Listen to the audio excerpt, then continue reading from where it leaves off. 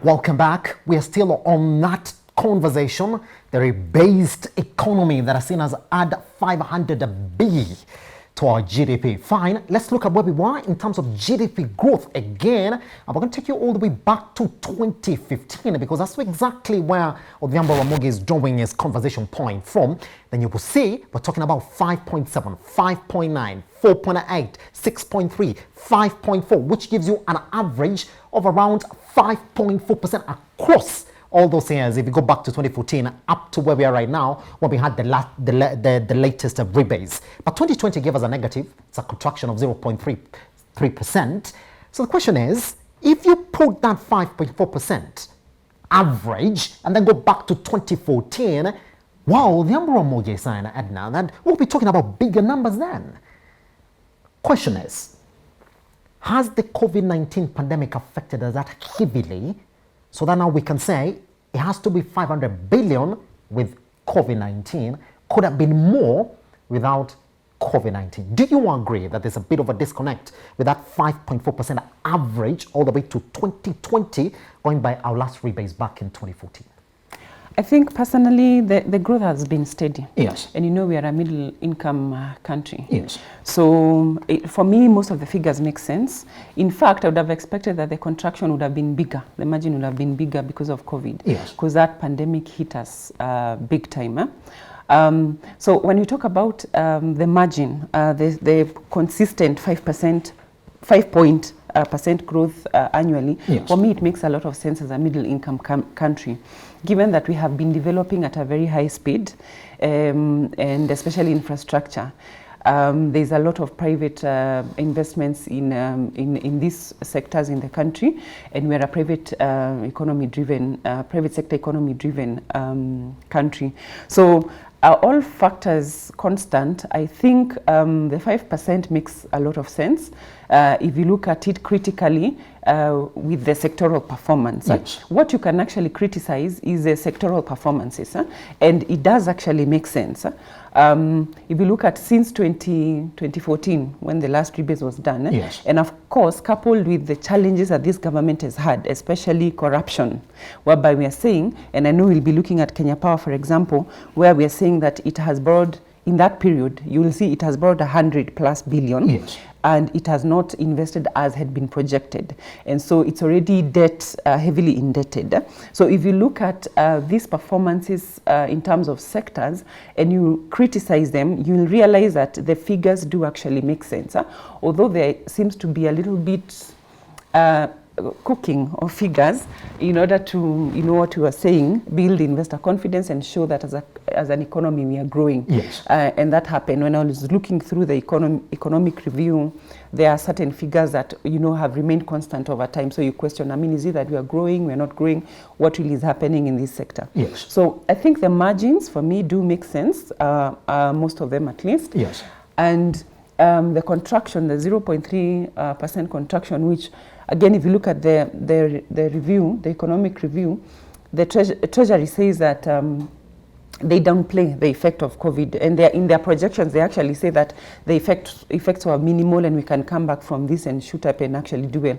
So this report shows a lot of we are doing good. Yes. Yeah, we are doing good. Despite yes, the feeling that you get when you are actually in business or you're an ordinary citizen. The yes, cost of living is extremely high. Disposable income has come down. So they are conflicting messages. But again, I think at the end of the day, you look at what the Treasury has given you, the numbers, and you try to work with them and see, you know, how that can... Isn't it? All right, ODHIAMBO, I'm going to come back to you. And I know you. And I know you well, and I want you to get to that position where you're really going to talk about policy and legislation. Now, here is a case in point where we do know the top sectors that are contributing to this country's GDP. And we do know them now in this latest rebase. They're saying, well, some sectors like transport and logistics have more than doubled. How would we expect to handle those sectors, which we do know since 2014 up to 2020. Some of them have even doubled in terms of their GDP contribution to the economy. And from where you sit, does it give you confidence that our country is still running agriculture as the biggest contributor to our GDP? Should that change? Should we prop up more sectors, as we say, in this country sectors compete to be the biggest contributors to a GDP? Are we comfortable with agriculture and forestry and fishing being the biggest contributor again, all the way from 2014 up to where we are right now? I'd say, first of all, majority of these sectors are heavily dominated by the private sector. Yes. And that's quite a challenge. Yes. Because then the government, in terms of policy making, is, very limited. Yes. I would say that, yes, we need to put more focus on these sectors in order to actually become more productive. And you'll realize that productivity has gone down. Yes.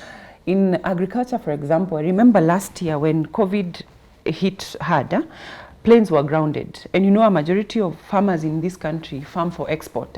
So we're actually farming a lot more for export, and especially the private companies that dominate this the industry. So when that happened, you realize that a lot more people downed their tools and said we have to wait for this to pass and then come back and go on with our activities. So during that time, I think that is where now we are saying the performance actually went down. Yes. In agriculture. But what can the government do, even in collaboration with the private sector, to ensure that we push up these numbers and we push up productivity in agriculture? That's the conversation that policymakers should be having. If you move to industries, the sectors like telecommunication, you realize that you cannot talk about the economy of Kenya without mentioning M-Pesa. Yes. And just the other day, there was a report that said that M-Pesa users have hit 50 million in Kenya. 50 million users, There are 50 million M-Pesa users in Kenya. So that tells you that in that industry, which is private, dominated by private sectors, a lot of activities is happening. But as government, you realize that they are very slow in policy making in that sector. Yes. So I think government has to ensure that it has more say, and it contributes more in terms of policy making in this sector, so that we can actually realize real and tangible growth that will trickle down to the mwananchi. Otherwise, if we continue to have an economy that is driven by the private sector, even policy making becomes a challenge. And that continues we continue to have this conversation about what can government do, what can government not do. Yes. So I think in terms of productivity, we are seeing the government a little bit slow. We are not as productive as we should be. Yes. And I think I would relate this essentially to that private domination in these sectors, a majority of these sectors. Pretty much. Yeah. ODHIAMBO Ramogi, now to you then. You're saying that, well, we know the sectors that have doubled in GDP that are contributing heavily to this latest rebase of 500 billion, and they could have contributed more if it were not for COVID-19. I mean, we've known that we've actually even introduced new industries within these sectors that we're talking about here. That was exactly what was key in that rebase report. How should we approach these sectors again for the next 6 years, ODHIAMBO Ramogi? Because then we would like to wish that 6 years we could not be talking about agriculture and tourism as again the ones that are contributing heavily for the GDP. We would like for that to change. From a policy perspective, how should you approach these sectors at Treasury? You're asking me to give a recommendation, but let me at least base my recommendations on something. Pretty much. Yeah, first of all, defending government is hard. I see my colleagues struggling. Especially this government. Yes. Mission Impossible. Because the figures and the reality differ significantly. Yes. But I wish her well. At least I decided to make peace with myself that yes, I am in support of the handshake. I am not in support of BBI, and I am not in support of cooking figures. That said, yes, there are 3 levels of economic growth. Level 1 is called primary economic growth driven by primary sources. yes, And these are agriculture, mining, tourism. The natural resources are ones driving your growth. We were here in the 70s. We were here in the 80s. We were here in the 90s. When Kibaki came to power, there was a significant shift into the second level of economic growth, growth which is driven by investment. Yes. And we saw significant amount of investment in mechanization, in use of equipment, in use of machines. We were here between 2003 and 2013. The next level, which we were promised that tunaenda digital, tumetoka analog, tunaenda digital. The next level of economic growth is driven by innovation. And this is what the Globe or the World Economic Forum calls the fourth industrial revolution. And we were hoping that we will actually get into the fourth industrial revolution with the new administration, because this is driven by innovation, technologies, kids coming up with awesome programs, mobile apps. M-Pesa had excited us that, yes, we are launching into this space. And then come 2021, Ukur Yatani rebases, and boom, we are back to 1990, where our economic growth is driven by the primary sources. And so it's a sad reality of a backward step where we have come from. We have not invested in agriculture, even though Kenya is signatory to the CADP, the AU's program on food security and agricultural development. We have invested less than 3% of our budget into agriculture, and yet it is still very loyal. It's still delivering growth. Yes. We have not delivered on manufacturing as we had promised. The midterm plan, or the MTP of this administration, was the Big Four agenda. Food security or agriculture was one of them. Manufacturing was key in creating jobs, especially in the urban centers, because we don't have room to do agriculture. And so we depended on manufacturing to drive growth in the urban centers. That hasn't been actualized. On the contrary, many manufacturing firms left the country for other areas. And again, that's an issue of policy and leadership. Look, we can review the sectors, all of them one after the other, and I'll tell you that there is capacity, there is little or no policy, and if there is policy on paper, there is little or no implementation, there's just no leadership on that. And I think this is why Kenyans need to be wise in the elections next year. Boom, I said it. Because we need to have leaders who have understanding of things. Because on one hand, yes, we are saying that we are growing at an average of 5%. And then when you look at the figures, it's not clear where that 5% is coming. At least the Rwandese know how to cook figures. They say it came from services. Services cannot be measured. We are cooking figures with agriculture. In agriculture, you have to measure it. And you tell me that, yes, the impact of COVID-19 is what has brought us where we are. Yes. But you are the very person who has told me that, well, COVID-19 only made us contract by 0.3%. Fair enough. Let's take 5% annually for 5 years. That is, for 4 years. That is 20%. Let's deduct 0.3% of 2020 out of that 5%. We will get 19%. You're giving us an average of 5%. Where is the other 14.7%? And so there is a lot that is not adding up in these figures. Yes. The sectors need to be addressed, because I think growth cannot come from agriculture. And I'll say that again, growth cannot come from agriculture. Moving forward, you had told me to give recommendations. Just give me a minute to do so. Quickly at that, yes. Two things. One, innovation. If we are going into agriculture, then we need climate smart agriculture.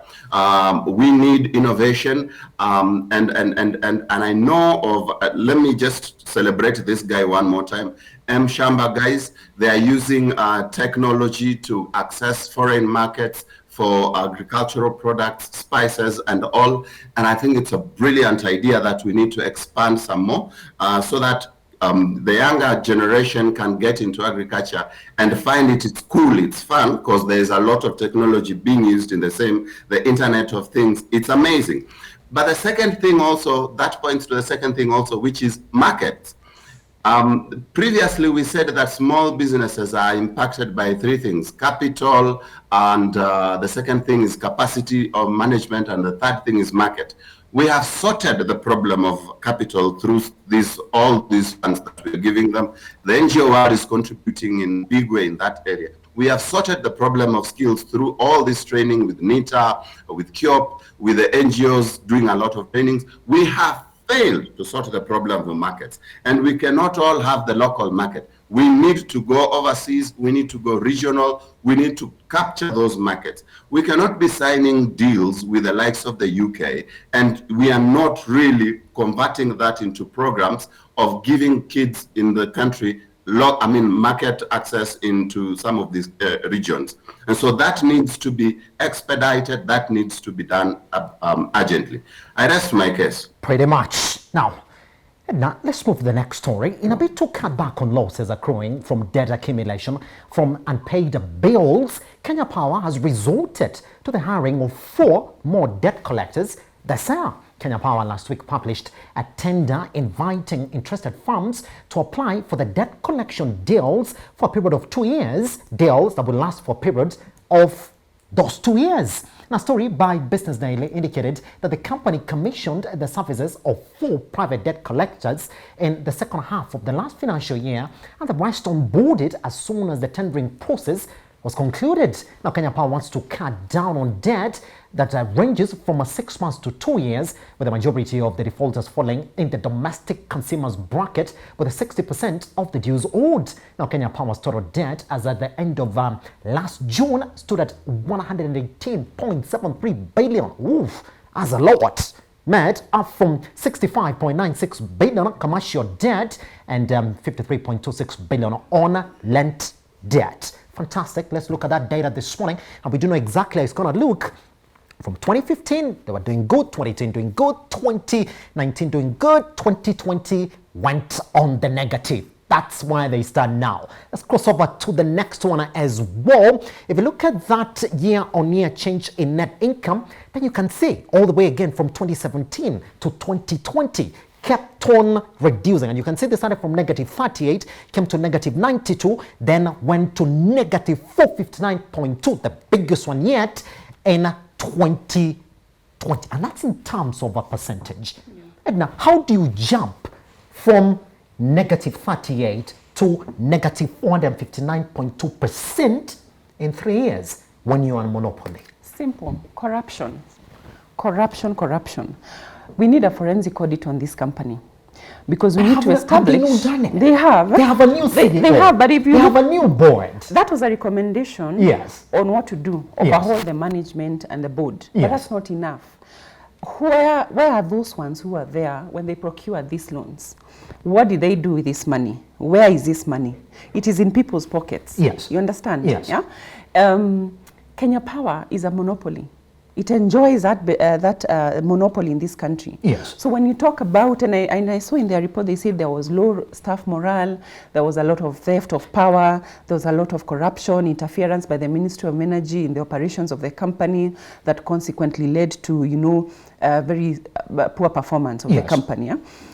It only means that the government, which is the majority shareholder in this company, has very little interest in this company, or actually does not really hold this company dearly and seriously, like we have seen them with companies like Kenya Pipeline and other companies. Yes. So it means that this company has been neglected for quite a number of years, and room has been created for people to come and mismanage and mishandle, the operations of this company. Until now, we have gotten to where we are. Yes. Would you say they have been neglected? I mean, the other day, they seem to have it their way. They have a board that is running the activities. They have a new CEO as well. It looks like the government is giving them the right focus that they need.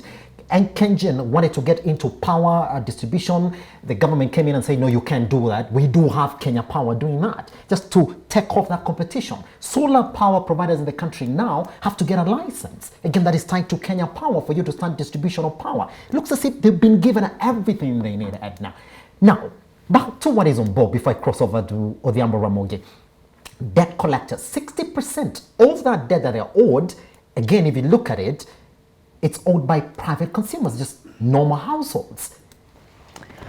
Well, that's quite possible. Yes. Because we have seen that over the years there has been a lot of electrification of especially rural areas. Yes. Which means more and more houses have been connected to power. Yes. So in terms of efficiency, this company, and let me tell you, we have to talk about the performance of the management and the boards in these parastatals. Yes.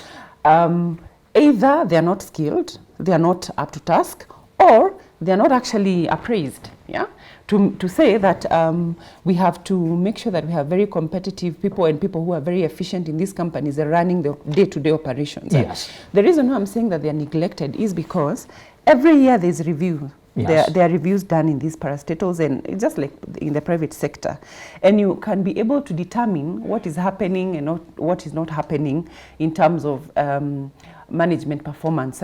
So by now they should have known. I saw a report where it says that between 2016 and 2019, they procured 100 billion, both domestic and foreign. Yes. To develop something or to improve power production and all other things. If you follow the cases, because there are people who are arraigned in court, they kept repeating that there has been a lot of interference from the Ministry of Energy. Okay. So you get calls, you're told, can you release this money to do this, can you do this, can you do that? So they are not allowed to maneuver. This management people are not allowed to maneuver and to actually become efficient because there's a lot of government interference. Yes. So the question is, we can keep saying that we will replace the people, but you see the structures are weak. Yeah, in these companies, and I'm talking about parastatals because I mean, if you have monopoly in the industry, what then could make you not perform well? Yeah, so I don't think that employing private debt collectors is going to work well for Kenya Power, because consequently you're going to see a lot more houses being disconnected, because don't forget that the rates are extremely high. So we've seen Kenyans saying, I've only used electricity for a month and the bill is 5,000 shillings. And what am I doing the electricity in my house? I'm just powering, lighting the house. So the rates are extremely, there's a concoction of problems in Kenya Power. Yes. And that's why I'm saying it has to be casted. It has to be, we have to criticize what the problems, you have to find out what the real problems are.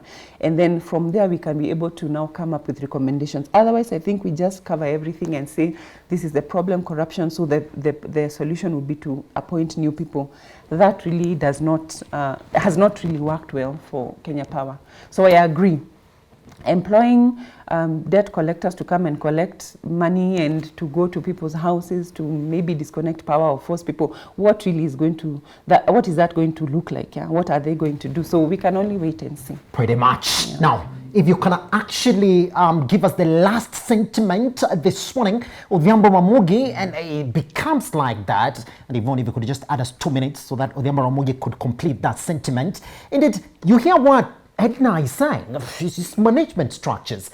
ODHIAMBO Ramogi, there's no CEO there. There's a substantive CEO. The new CEO I was just talking about quit, Bernard Ngugi. Now they have a CEO in an acting capacity. He didn't complete his tenure, said, well, conflict of interest, I have to leave. Now there's the same company now coming in and saying they're acting upon some of the directives you would like to think were from the former CEO, Bernard Ngugi, on employing this new debt collectors who are going to come in and help them get the 60%. Quickly, ODHIAMBO Ramogi, if you can, in 2 minutes, then the best way for them to go? Yeah. Well, first of all, I agree with Edna. For a moment there, I was hoping that the Holy Spirit will lead her to tell us exactly who is being corrupt. But she stopped at corruption. The the corruption story in Kenya Power is the corruption story in the whole of Africa. Yes. When people in power want to dispose of a company, they forcefully make it fail, even when it is a monopoly. Or if, for example, it's a cash cow for them, like Kenya Airways, then of course they make it they really milk it until it's dry. The same thing is with Kenya Power. And I don't think that the new CEO or the new board will change that structure. I think EDDAH was on point. The issue is the whole structure, how it's structured. It is meant to fail. It is being forced to fail. I would not recommend a buy on it if I was an advisor at the stock market, because it's just going to go around in circles. I really pity the new person. I wish her all the best, but I think we really need to put our house in order in terms of managing some of these business interests of government. So yeah, that would be my final comment on the same, and my 2 minutes are over.